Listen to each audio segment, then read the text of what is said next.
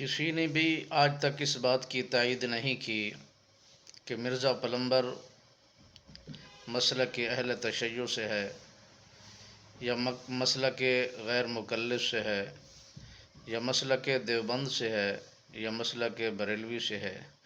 آج تک کسی نے بھی اس کی تائید نہیں کی، قبول نہیں کیا، اور یہ عجیب فتنہ ہے، عجیب اس کی چال ہے۔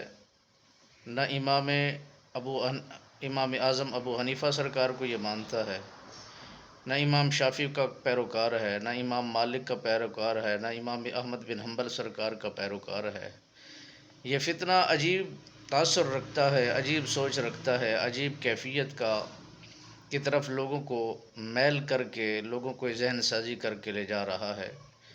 تو اعلیٰ حکام سے یہی درخواست ہے کہ اس فتنے کو ختم کر دیا جائے، جڑ سے نکال دیا جائے، وگرنہ دنیا کے اندر بہت سارے عذاب تو پہلے ہی عذابوں میں مبتلا ہیں ہم، کہیں ایسی نہ ہو کہ مزید کسی گرفت کا ہم شکار بن سکیں۔